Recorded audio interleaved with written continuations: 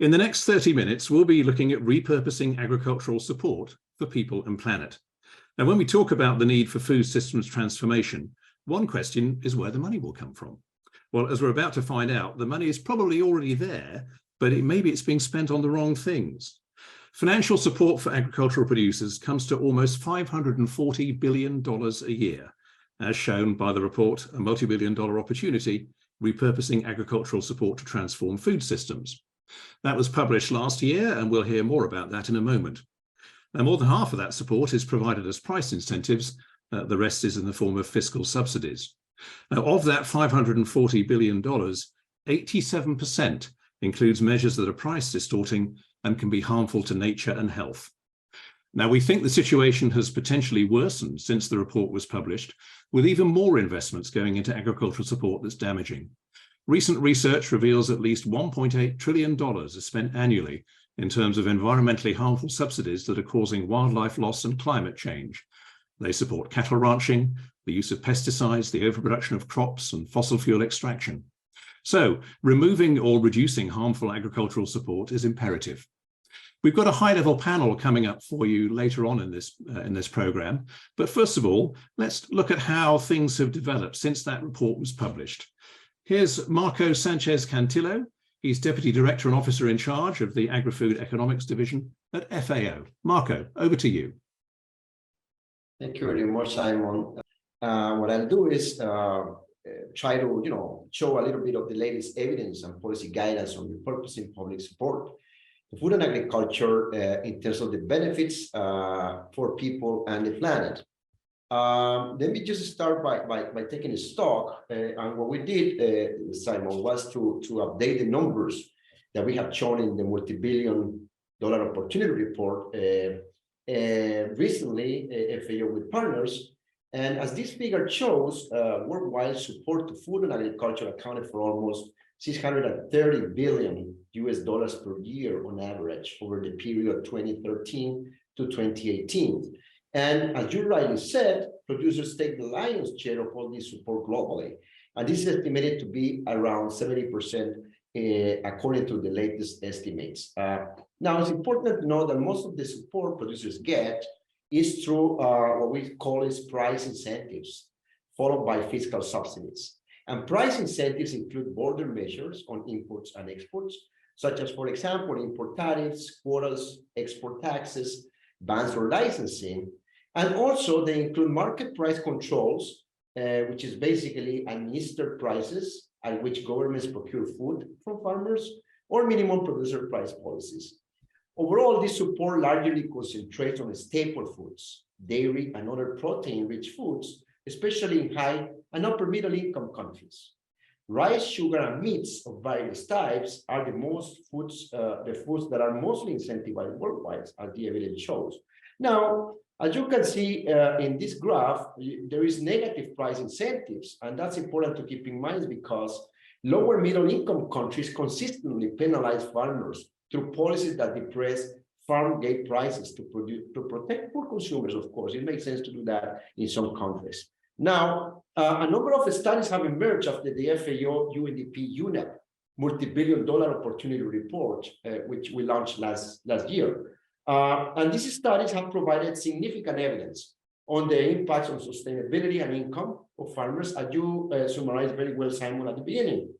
More recently, FAO with UN partners is shedding light on the nexus between repurposing and access to healthy diets through the SOPI report, which we launched in this summer. In general, then, with all these reports, what we'll see is that there seems to be global consensus about the need to repurpose public support for food and agriculture. And that's the bottom line for this program. Now, it's important to keep in mind that fiscal subsidies have obviously contributed to growing production and reducing prices of staple cereals, beef and milk, positively impacting, of course, food security and farm incomes, but also they have encouraged monocultures, ceased the farming of certain nutritious products, and result in unsustainability. Border measures, for example, are there, and they have been very good to target policy objectives, including food safety, but definitely governments could do more to reduce trade barriers for nutritious foods. And market price controls, which have been used a lot by low-income countries and middle-income countries, target staple commodities as well as sugar. And they have helped ensure farm incomes at low prices, but they also contribute to imbalanced diets. Now, a question that we have confronted is what would happen if all countries repurpose their support to bridge gaps in healthy consumption patterns sustainably, right? Now, FAO, in collaboration with the IFPRI, simulated 3 global scenarios up to 2030. In these 3 scenarios, what we try to do is, for example, fiscal subsidies are reallocated from producers to consumers in order to bridge gaps in healthy consumption patterns. A second alternative is one in which fiscal subsidies are reallocated among producers to bridge gaps in healthy consumption patterns. And a third alternative scenario is one in which support to price incentives is reallocated to bridge gaps in healthy consumption patterns. And as you can see in this table, green arrows represent positive gains. And importantly, what we see is that in all 3 scenarios of repurposing, we see large gains in improving the affordability of healthy diet, which is the last column of the table. They can also reduce undernourishment and poverty. However, depending on the scenario, there could be trade-offs in terms of greenhouse gas emissions, agricultural production levels, and farm income. The bottom line is that luckily, knowing the possibility of these trade-offs ex ante means that they can be managed to repurpose, right? And that's the bottom line of this. Now, in the case of low-income countries, there is little to repurpose, Simon and colleagues here. There is not so much money to repurpose. And we have been working with Ethiopia, and I'm happy to know that there is an Ethiopian government representative here, because what we're now observing with Ethiopian counterparts is that in this graph, for example, you have the current budget, where we call the basis scenario, projected to 2025. And we have optimized this budget, this reallocation, as per the second bar. You can see that the expenditures are different now. But when you do this optimization of the budget, interestingly, you see a lot of improvement with the same money in a country like Ethiopia. For example, you will see that almost half million jobs will be created. Almost 500,000 individuals will get out of poverty, and more than 2 million people could afford a healthy diet with the same budget. Last but not least, all countries, irrespective of the level of development, could repurpose agricultural support, and this is a tool, to become a public finance mechanism that helps leverage private investment in climate change adaptation and mitigation and nature conservation. So, for example, you can repurpose to develop and disseminate more emission-efficient technologies for crops and livestock. You could, for example, repurpose to reward the sustainable management of ecosystems. You could as well repurpose to provide tax discounts to agri-food enterprises that meet sustainability standards. And you can also repurpose to allocate ecological fiscal transfers to some national governments that demonstrate improved management and conservation of ecosystems. The options are there, Simon and colleagues, and the work needs to start at country level. I thank you very much. Thank you, Marco. That's fascinating, particularly that last slide with the choices that are available to us in how we repurpose. And obviously a combination of those is perfectly possible. We'll move on to our panel in a moment. But first of all, let me tell you that we've got representatives, as Marco said, from Ethiopia, from Georgia, and from Southern Africa. But we're going to start with Australia, but also the context of the World Trade Organization. And our first panelist is Rebecca Barton, who's permanent delegate of the Australian Permanent Mission to the WTO. Rebecca, can you give us an overview of what's happening at WTO level, as well as what's happening in your own country? Thanks, Simon, and thanks very much to Mr. Sanchez for your presentation. I wish it had gone on for longer. It was fascinating to get an update on the figures. I'll start with a few comments on Australia's own experience. Certainly, our agricultural story has had many chapters. Back in the day, particularly in the 60s, 70s, and beyond, we heavily subsidized our agricultural sector, particularly in dairy, wool and sugar. we made an assessment at the time that this was expensive, inefficient. It was leading to a decline in our agricultural productivity and other negative outcomes, including for the environment. So we started a thorough process of dismantling tariffs, introducing a national competition policy, and reducing or eliminating or redirecting some of the support we were giving to farmers.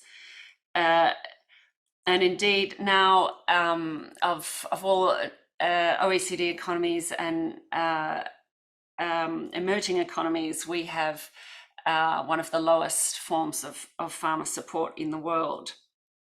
We now focus our assistance on priorities such as research and development, environmental outcomes, pest and disease control, and infrastructure services. So we can say that that has been a success story, but certainly the discussions that are taking place in Geneva are much more complex. We, as Australia, as chair of the Cairns Group, are one of the leading proponents of efforts at the WTO to reduce trade and production distorting subsidies. The figure that you pointed to, Simon, in your opening comments of 87% is what we're looking at. But it's also worth commenting that the majority of those subsidies are concentrated in quite a small group of WTO members and on a small number of commodities. So when we delve into the complexities of this discussion here, a number of countries are concerned that the repurposing debate for them doesn't target the leveling the playing field or the equalization debate, and it still means that the wealthiest countries have an advantage over those with smaller budgets. There's another discussion on food security with the world's growing population. How can we feed that population and reverse trends on growing global food insecurity, and what role can subsidies, or do subsidies need to play in that, as well as reducing the massive environmental impact that some of the worst types of subsidies can have. Another layer of complexity is, Mr. Sanchez just has outlined the types of subsidies that can have more beneficial impacts. But there definitely is a need for more data and technical analysis to help inform this debate in more practical terms as WTO members consider the best way forward for their agricultural policies. And indeed, the agricultural rule book, so to speak, defined by the 1994 Agreement on Agriculture, categorizes or defines subsidies in terms of to what extent they distort markets or production, not to the extent that they may have an impact on greenhouse gas emissions or agricultural productivity and food security. So I just wanted to quickly take this opportunity to thank, on behalf of Australia, all of the authors of that range of reports that Mr. Sanchez put up on the screen. They've been incredibly useful in our efforts here to try to generate new political will for reform, to reverse this trend of growing subsidies, and to underline that we're not going to tackle major global goals on the environment and climate change and food security unless we address these issues. So thanks for the opportunity to present today. Thank you. Well, thank you for giving us that view. And it's encouraging to hear that these reports, when they do go out there, get used. You saw the range in the presentation from Marco. Maybe we should add that rule book to that group as well, so that people understand the foundations of all of this as well. Let's focus in on particular countries. Ethiopia was mentioned in the presentation from our FAO colleague. And we'll go over now to Tesfarayam Bereket. He's Director of Development Projects in the Directorate at the Ministry of Planning and Development of Ethiopia. You were mentioned in a slide there in the earlier presentation. Tell us now what is going on in Ethiopia from your point of view at the Ministry of Planning and Development. Yes, thank you, Simon. Ethiopia is currently undergoing a huge public investment reform program. Under that, agriculture is one of the focus areas that that gets the attention of the government in terms of improving the overall allocation of public investment, in addition to reforming aspects of investment that would enable us to improve, to encourage investment from various sources. Under that, currently we have the 10 years development plan. That 10 years development plan set out the overall direction, objective, and vision of the government to improving all sectors. Agriculture is one of the sectors, but that development plan has not specific, has not adequate initiatives that enable us to translate the target into action and enable us to allocate resources effectively. As you all know, Ethiopia has been one of the countries which have been investing in agriculture in the last 3 decades. Through that, a significant improvement has been obtained in improving productivity. But looking at the overall agro system, there are areas that needs improvement, especially repurposing of investment to adequately use the potential of the agricultural sector. So in that view, the government already recognized our public investment reform should not only focus on improving productivity, but also taking into consideration of the different aspects of the agro-food system. With that, we think that adequate focus will be given to food storage, aggregation, post-harvest handling, transportation, processing, distribution, marketing, and other issues also of the agro-food system, because this will improve one of the challenges that we have been facing, especially the inflation with regard to food products. So we see our investment in the agricultural sector should tailor towards encompassing these activities at the federal and across level of government. In addition to the public investment reform, we also think that we also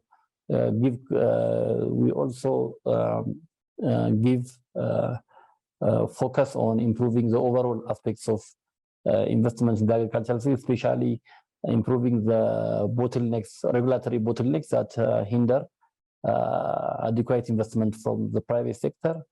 In addition to that, improving access to resource in the agricultural sector, especially for access to credit and access to other resources will be improved, and it will enable us to bring additional resource to improve our investment in the agricultural sector. So with this kind of realignment, the options that was indicated in the presentation can also be considered in Ethiopia while reforming our agricultural sector investment. Thank you very much, Simon. Fascinating to hear how things are developing, and it'll be wonderful to come back in a couple of years' time and see how much further things have rolled forward. So keyword, not only repurposing support, but also investment, and how that's seen by both the public sector and the private sector. Let's go to Georgia now and talk to Tornika Fularini. He's Project National Coordinator in the Biodiversity Finance Initiative, better known as BioFin. Tornika, tell us what's going on in Georgia. Hello. First of all, thank you for providing the floor for in this very important event, so we can share our experience of our country. So we as BioFin have been conducting the study on measuring and addressing potential adverse impacts on biodiversity from agricultural subsidies for already 1 year, almost 1 year. And here we've been working closely with the Ministry of Environmental Protection and Agriculture and its Rural Development Agency.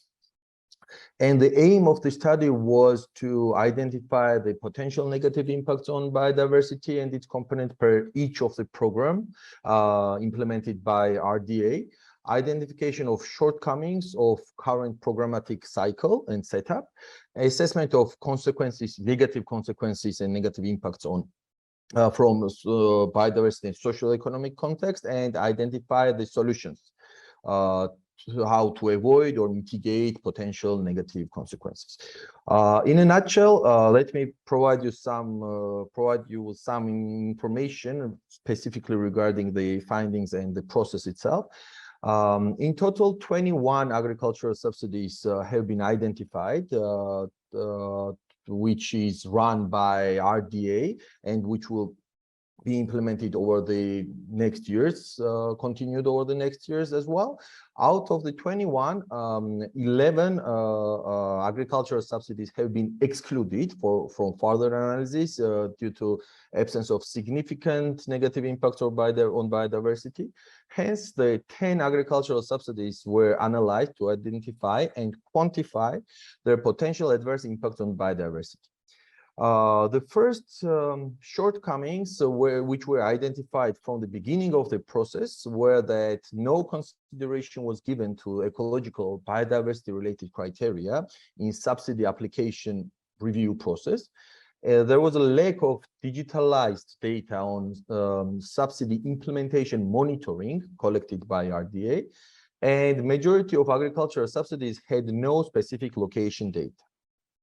Based on this, based on the analysis of all 10 programs, here are some main findings which I can share. So in total, 311 million USD was spent on 15 subsidy programs administered by Rural Development Agency, with the average annual investment cost of around 48.3 million USD. In total, 260,000 beneficiaries received an RDA subsidy.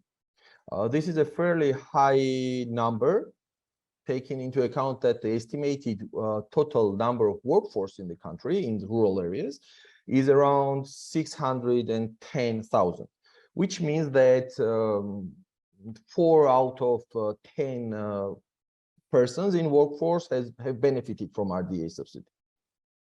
And over 62% of those 260,000 beneficiaries received fixed one-time assistance during the year. For example, agro-diesel support program, where they give out the vouchers for diesel. As for the potential impacts on biodiversity, so we have evaluated that approximately 40% of Georgia's fauna species and 32% of protected animals might be exposed to potential adverse impacts resulting from the subsidies. And of course, the highest potential adverse impacts are predicted for insect pollinators and mammals. We have tried to identify direct and indirect biodiversity loss and do some monetization, of course. And the result is that for the agricultural subsidies with specific location data, which were binded to a specific location in the country, the indirect and direct biodiversity loss comprises of around 40 million USD. And for the subsidies which have no specific location data, the total monetary value for indirect and direct biodiversity loss resulting from the implementation of these subsidies reaches about 470 million USD. These are quite huge numbers. So taking into consideration the review the data what we had and the results of the analysis, a number of recommendations have been developed to avoid or mitigate the negative consequences. And first, we had to work with Rural Development Agency quite like hands-on, because as you can understand, the agency has the priorities, which is the support of rural population, and not all the time they might have specific knowledge to put biodiversity or criteria in it. So that's where we wanted to, that's the challenge we wanted to tackle. So we tried to basically provide several recommendations, important ones, which were connected to the subsidy planning stage. So which was like reallocation of percentage of funding for establishment of plantations and livestock and dairy farms to organic farming to address lack of specific incentives for pro-biodiversity agricultural practices. One of our recommendation, of course, was to use the biodiversity checklist during the subsidy application process, and respective revised applications for addressing biodiversity considerations have been also developed. And we also recommended to introduce a new prerequisites to primary agricultural production subsidies in order to reduce potential adverse impacts on biodiversity by means of restricting eligibility of, for example, subsidies for lands in close vicinity to protected areas, Ramsar sites, Emerald Network sites, etc., etc. As a result, right now we're in very active consultation process with our main counterpart, which is Rural Development Agency, and they are also thinking of introduction of new subsidy, which will be on related to biofarming or organic agricultural production support to incentivize the biodiversity agricultural pro-biodiversity agricultural practices and biocertification. Of course, we're not there yet, and it's a lot to do still, but at least we're having some pace, and we're trying to gradually address all the shortcomings of existing system. Thank you. Thank you. That's fascinating. $500 million plus of biodiversity loss coming from subsidies. That's a big figure just for one country. So we've heard from Ethiopia about the effects on investment. We've just heard from Tourniquet in Georgia about the effects on biodiversity. So what about the effects on farmers? The farmers are the ones who are making these changes, we hope, as a result of the agricultural support and the agricultural subsidies. Let's hear now from Ismail Sunga. He's Chief Executive Officer of the Southern African Confederation of Agricultural Unions. I think the idea is great. It resonates very well with my members. We recently had a discussion around that, and we were unanimous in our agreement that things can be done a lot better than currently is the case.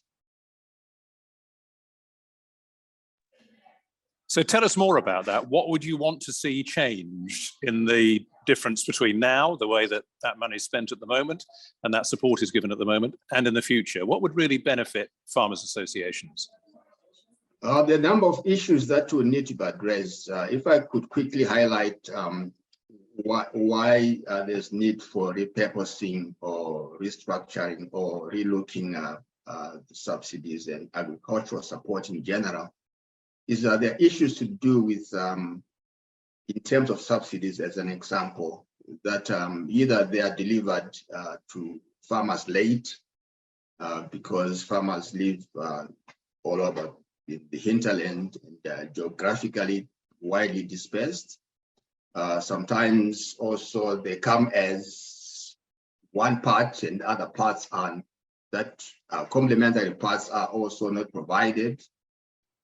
They can also come as a one-size-fits-all type, which can be, and also they might end up in the wrong hands. As examples, that a lot of the farmers or the people that live in rural areas are not necessarily farmers. A lot of them farm to eat, and most want to ship out as quickly as possible if there are other options available for them. So it makes perfect sense for them to sell the subsidies or the support, if it comes in that form, to those that are actually in the business of mixing factors of production to produce wealth. So those are some of the reasons why we would want them repurposed. If they were provided on time, if they were provided with the necessary complementary support, including advisory, information, extension, including also soil sampling as an example, and others, then they would actually be much more impactful than otherwise currently they are. And also that if they were targeted towards things that matter for farmers, as you probably know, that most farmers reside in areas which are devoid of basic backbone infrastructure. There is no digital connection, as an example.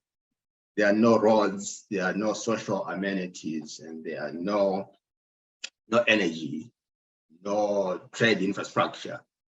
So those are the things that agricultural support should be going towards, and we cannot expect innovation and creativity, productivity to increase in areas that are lacking in the very backbone infrastructure. So we believe that we need a lot more investment in that area. And in my view, from what I read from my members, it is fundamental that at least if we live in a connected world, so if there's no digital connection, if there's no digital infrastructure, then that is your first line of defense, and that is your first line of getting opportunities. If you don't have that, then you are essentially condemned to perpetual destitution and poverty. Thank you, Ishmael. Fascinating to hear how the farmers' union side of this works. So I think we've concluded from our expert panel and from our presentation earlier on from Marco Sanchez-Cantillo from the FAO, that in times of stress, such as pandemics, when there are global increases in food prices and so on, but even before such situations occur, there is really a massive opportunity to redirect agricultural support towards investments that deliver benefits for food security, for human rights, for health, for nature conservation and biodiversity, for climate change mitigation, and economic and supply chain resilience. My conclusion from the past 30 minutes is really we need to work more on this opportunity. It's been great to hear of the first green shoots coming up as different countries start to implement it, but we need more. We hope to come back in a year's time and see even more progress. Thank you for your attention.